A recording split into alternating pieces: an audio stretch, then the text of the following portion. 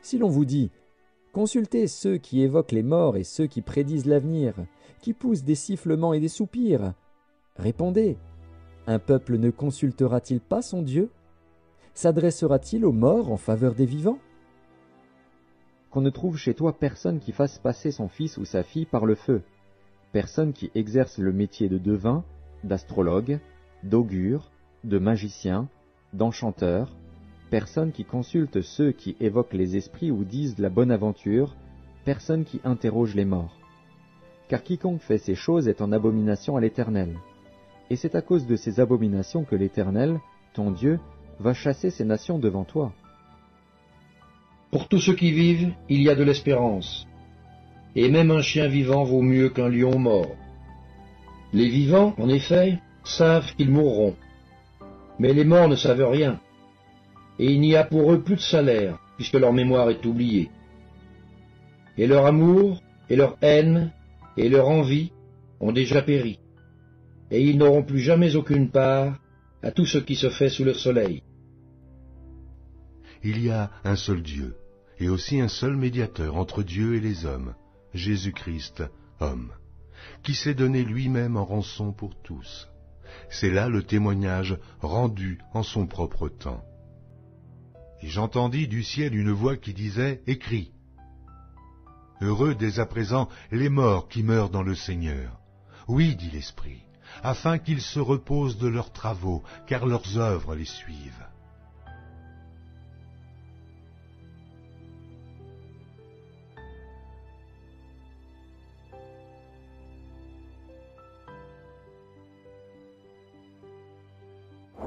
Le père Pavel Bénédict s'apprête à préparer un élément clé de la canonisation dans l'une des pièces les plus importantes du Vatican.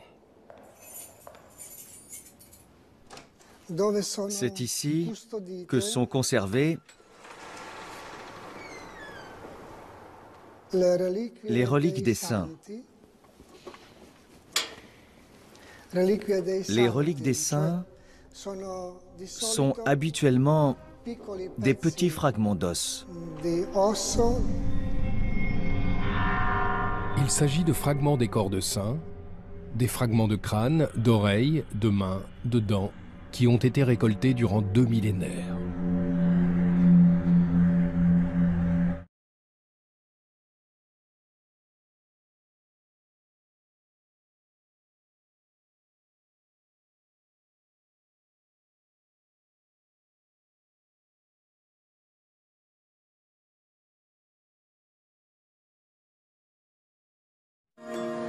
Louis, on dirait plein de calculs urinaires.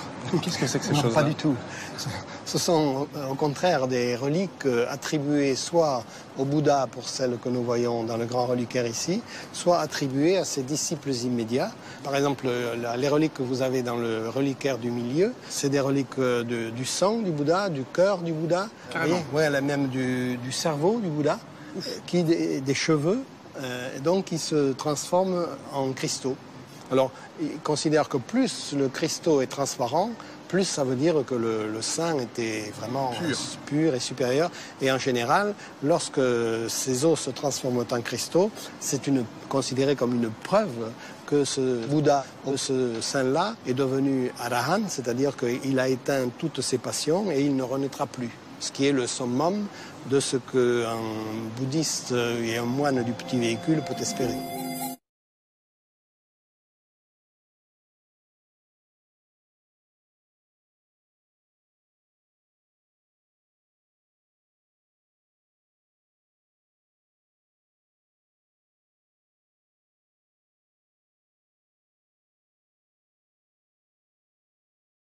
Voici un fragment d'os de Sainte Jeanne Jugan, une sœur qui a consacré sa vie aux pauvres et aux vieillards.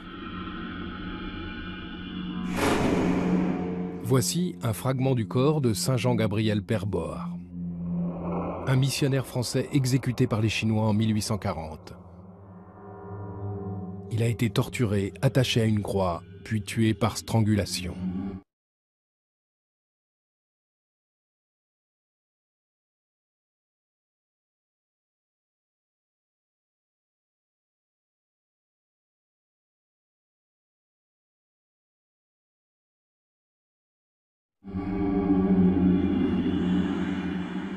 Dans cette pièce sont conservées les reliques de 1400 saints.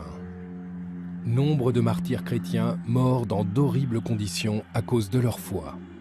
Leurs restes sont aujourd'hui vénérés comme des objets saints.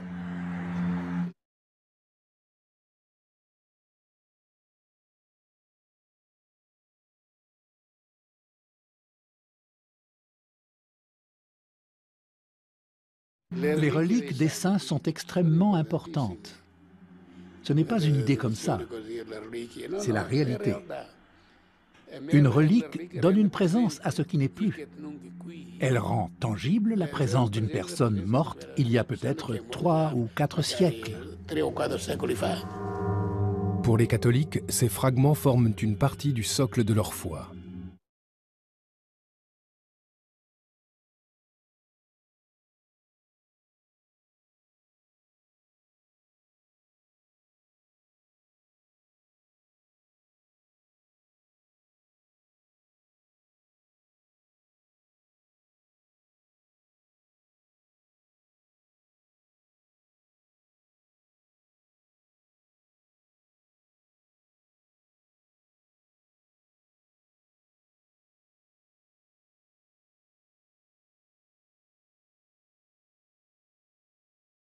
Ces reliques sont les signes d'une histoire vivante. D'habitude, je viens ici et je prie. Je prie les saints qui sont ici et qui nous ont précédés dans l'éternité. Je prie et je demande de l'aide.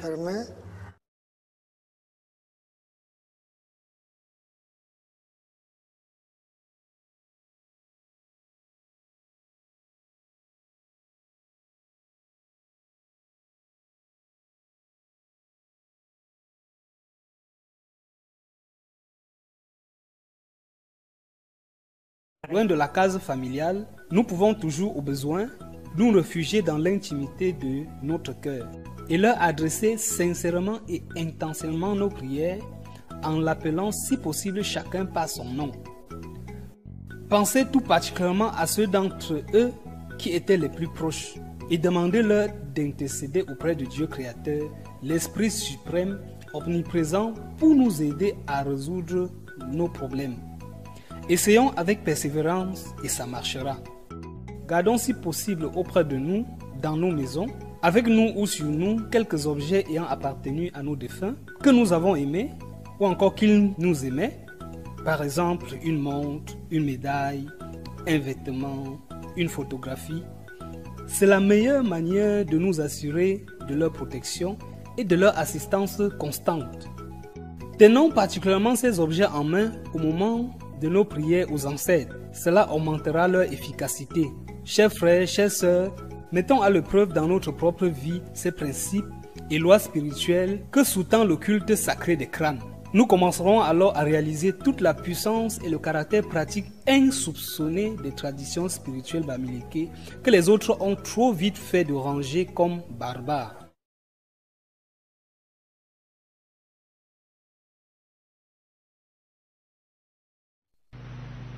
Si quelqu'un s'adresse aux morts et aux esprits pour se prostituer après eux, je tournerai ma face contre cet homme, je le retrancherai du milieu de son peuple.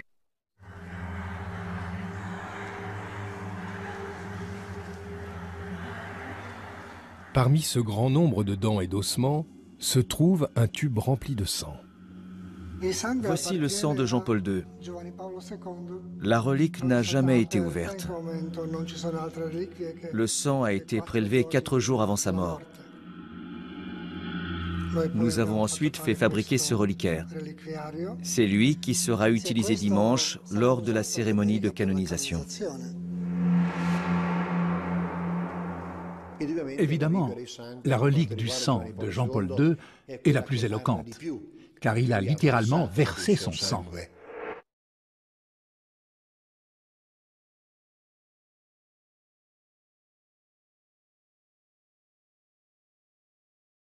Elle porte une ampoule contenant le sang de Jean-Paul II, sa sainte relique. Elle présente l'ampoule au pape, qui la bénit d'un baiser. Pour les catholiques, cette relique est le symbole de la vie éternelle de Jean-Paul II.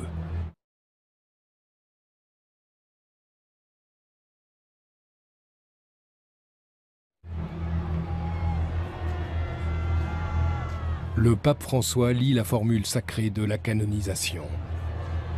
Ac deplorimorum fratum nostrorum consilio, beatos Ioannem vicesimum tertium, et Ioannem Paulum secundum, sanctos in nomine Patris et Filii et Spiritus Sancti. Par ces mots en latin, il proclame officiellement l'existence de 2 nouveaux saints.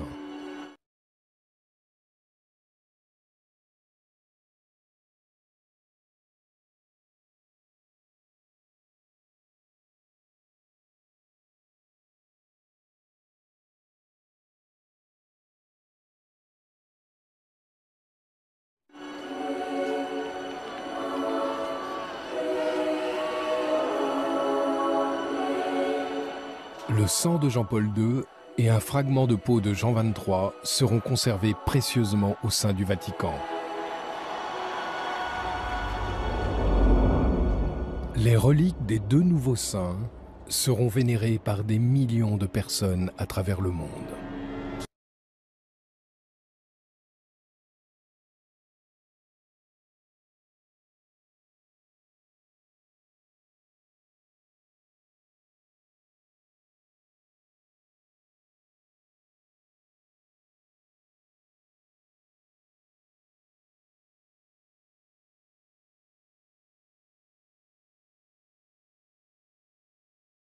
Je vous propose un petit détour par le Duomo, la cathédrale de Naples. Aujourd'hui se déroule la liquéfaction du sang de Saint-Janvier. Comment rater un tel moment?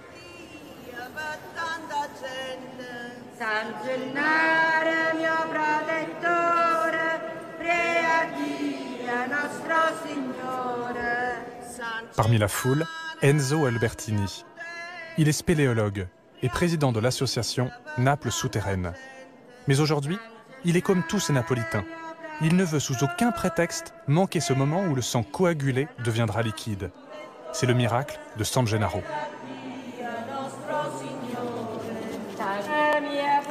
Enzo, pourquoi San Gennaro est si important ici à Naples?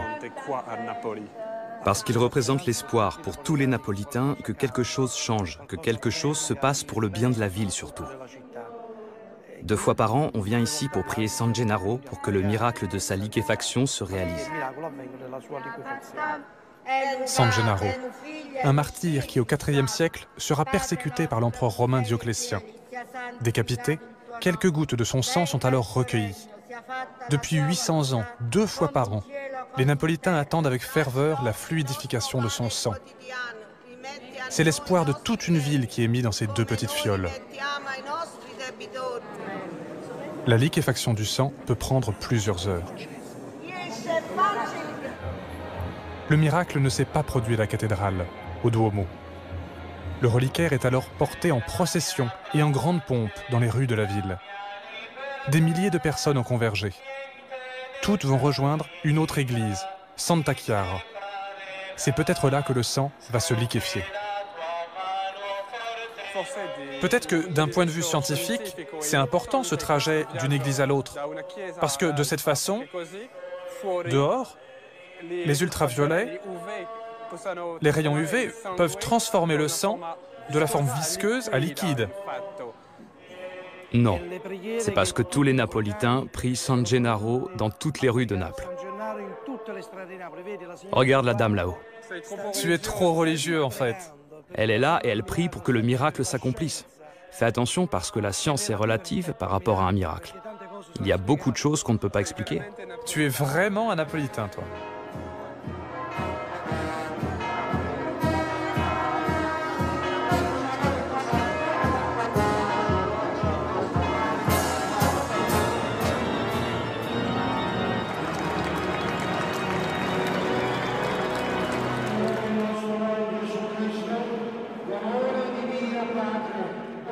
Philippe, regarde, il y a un représentant de la députation de San Gennaro. Il va sortir un mouchoir blanc. Si le miracle s'accomplit, il l'agite comme ça. Et nous, on doit tous applaudir. Ça veut dire que c'est liquide? Il s'est accompli, tu vois. Ça y est.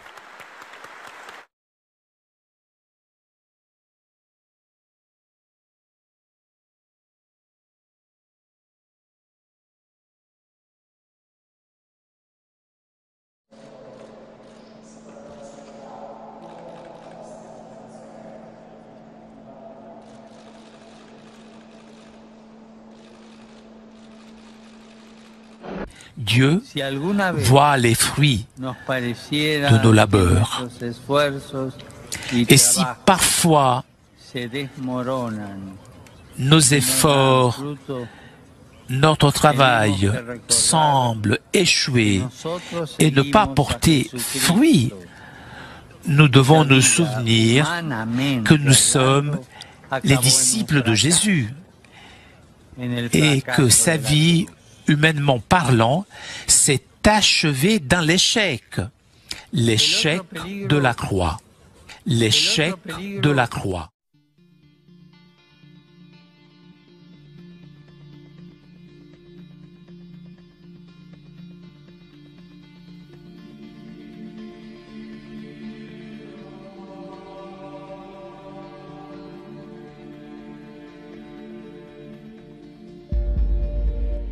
Je suis le premier et le dernier, et le vivant. J'étais mort, et voici, je suis vivant au siècle des siècles. Je tiens les clés de la mort et du séjour des morts.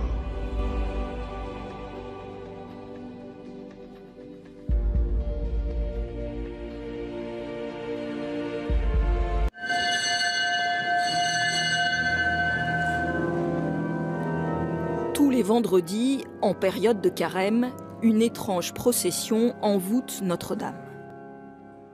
En maître de cérémonie, les chevaliers du Saint-Sépulcre, reconnaissables à leur cape et leur croix caractéristique. La croix de Jérusalem que nous portons, et sur cette croix, il y a 5 croix, la grande et 4 petites, qui représentent les 5 plaies du Christ.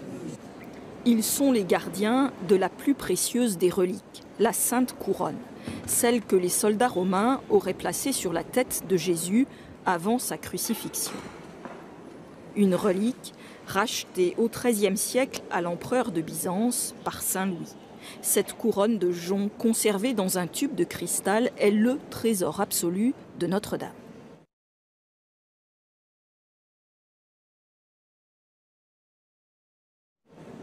Elle est unique. Il n'y a pas un autre lieu dans le monde qui revendique avoir la couronne d'épines. Et quand je reçois, que ce soit des ministres, des chefs d'État ou des ambassadeurs, qu'est-ce qu'ils demandent? De voir la couronne d'épines et de la vénérer.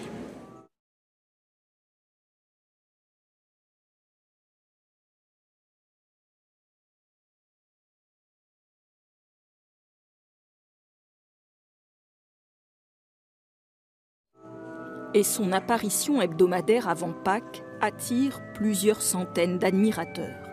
Durant 2 ou 3 heures, ils viennent un par un s'incliner, toucher, vénérer la sainte relique, tel un objet magique. Je viens l'embrasser, lui offrir toute ma souffrance, le rendre grâce, la remercier. En tant que chrétiens d'Égypte, nous connaissons la valeur de cette couronne. Nous croyons qu'elle nous donne de la force et c'est très important.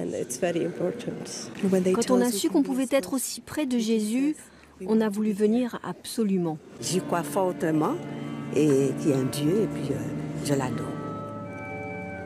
Et si l'authenticité de la couronne n'a jamais été démontrée, la ferveur planétaire qu'elle suscite semble inépuisable.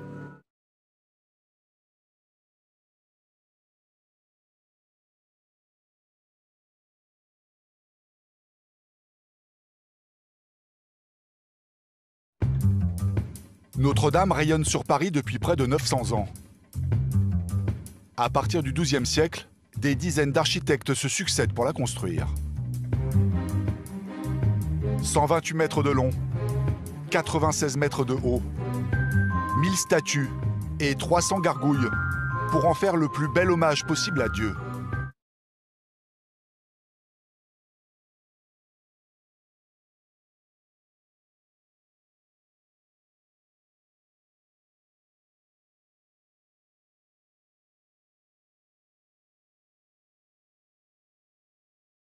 C'est une église au sein d'une basilique encore plus grande qui voit défiler d'innombrables pèlerins venant s'incliner sur la pierre tombale du Christ.